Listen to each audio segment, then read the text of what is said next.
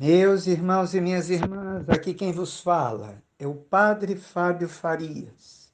Em nome da paróquia Nossa Senhora da Boa Viagem, venho convidar-vos a inscreverem-se no canal do YouTube da Igreja da Pracinha. Precisamos, como vocês sabem, de no mínimo 1.000 inscritos para podermos transmitir as missas ao vivo, meio ainda mais acessível neste tempo de distanciamento social. E queremos contar com a vossa ajuda. Vamos juntos cumprir o mandato de Nosso Senhor, que ressuscitado diz: Ide e anunciai aos meus irmãos. Que possamos, com este canal, ir a mais casas, mais famílias, anunciá-lo, proclamar a verdade do Evangelho. Será uma oportunidade também para que você acompanhe as nossas homilias dominicais. Que Deus vos abençoe, contamos com sua ajuda. Amados irmãos e irmãs, louvado seja nosso Senhor Jesus Cristo. É uma alegria, através das redes sociais, transmitir a homilia do quarto domingo da Quaresma. Já celebrei a Santa Missa hoje, colocando na intenção cada irmão, cada irmã, os filhos e filhas queridos. A liturgia deste quarto domingo da Quaresma, domingo intitulado da alegria, porque já antecede as alegrias pascais. É um convite nesse cenário de desespero, de desânimo, de angústia, nos alegrarmos no Senhor e reavivarmos a nossa fé. Hoje o Evangelho é de João, capítulo 9, um dos sinais, dos 7 sinais do Evangelho de São João. A cura do cego de nascença.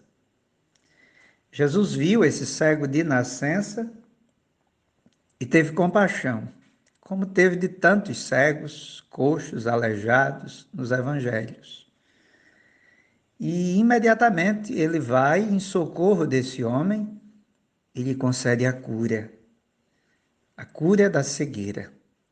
Os discípulos ficam se perguntando quem pecou para que ele nascesse assim.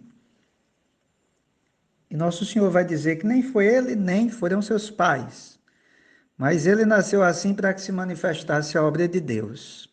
Atenção, vamos entender direitinho aqui esse versículo.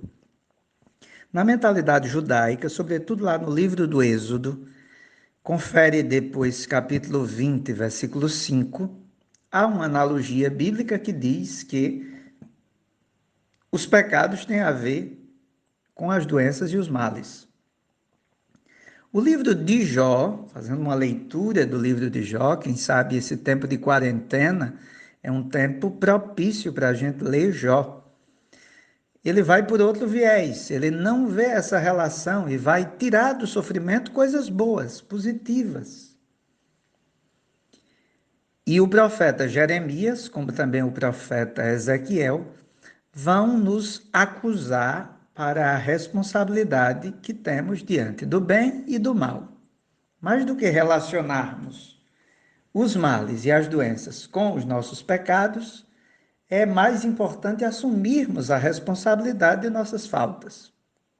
Jesus no Evangelho vai por um caminho onde ele relaciona, é verdade, o pecado com a doença, mas se você prestar bem atenção, essa relação se dá porque, se fosseis cegos, não teríeis pecado, mas como dizeis, nós vemos, o vosso pecado permanece. Então, há uma relação aí do pecado, mas que pecado é esse específico que Nosso Senhor está falando? É o pecado da incredulidade. O cego de nascença representa o judaísmo. É o judaísmo. Nosso Senhor passa pelos judeus. Passou domingo passado na Samaria. Agora passa na Judéia. E a personificação é o cego. E o cego precisa se abrir à salvação de Deus. Está cego, precisa enxergar a salvação que chegou em Jesus. Mas ele não pode ver, porque é cego de nascença. E Deus se utiliza dessa cegueira para dizer, não foi ele que pecou, nem os pais. mas através dele a obra de Deus vai se manifestar. Dessa cegueira, Deus vai realizar maravilhas. Deus vai fazer tantos que estão cegos enxergarem. E qual é a cegueira? A nossa falta de fé. Como o cego crê e adere a Jesus, e todo o evangelho de hoje é um itinerário de fé do cego, que recorda o itinerário de fé do catecumenato, preparando os catecúmenos para o batismo, assim também o cego nos ajuda nesse itinerário. E olha que é para que se manifeste a obra de Deus. Tem gente que está aí se perguntando do caos que estamos vivendo e tem muita gente culpando Deus. Não faça isso. Tenta olhar na perspectiva do evangelho de hoje. A manifestação da obra de Deus é possível ver, só não veem os cegos. Mas aqueles que receberam a luz, aqueles que foram lavados na piscina de Siloé, podem ver. E aqui está um detalhe bonito para a gente refletir. Nosso Senhor, depois que se intitula Senhor, luz do mundo, ele já tinha feito isso em João 8:12, agora ele repete e, dito isso, cospe no chão, faz lama e aplica nos olhos do cego e manda ele se lavar. A fé é um dom, o cego não pediu nada, o cego está lá, nosso Senhor é que age. A saliva com lama que Jesus passa em seus olhos pode sugerir nossa fragilidade. O barro inicial recebe algo pessoal e íntimo do Senhor. Lembra lá do livro do Gênesis, quando Deus criou o homem, está lá em Gênesis 2, ele criou o homem de quê? Do barro. E soprou sobre suas narinas e lhe tornou um ser vivente. Do mesmo jeito, agora Deus se utiliza da terra e se utiliza da saliva. Na saliva está o que aqui? A saliva indica a união profunda que há entre as duas pessoas. A divina, que dá vida, e a humana, que recebe vida. Olha que coisa interessante. Esses dias, todos os estudiosos dizem que, através de gotículas da saliva, podemos ser atingidos pelo coronavírus. São as salivas do homem, do mundo, que nos contagiam. A saliva que vem de Deus, a saliva que nosso Senhor dá ao cego, juntando a terra, lhe dá vida. Vamos pedir a nosso Senhor nesse momento aqui, que estamos reunidos agora escutando a palavra dele. Vamos pedir que ele nos dê a graça de nos unirmos a ele, essa saliva que nos foi dada no batismo. A luz invadiu a vida do cego. Agora ele recebe a luz da fé, ele começa a ver o mundo com os olhos de Deus, não com os olhos do mundo, não com os olhos do homem.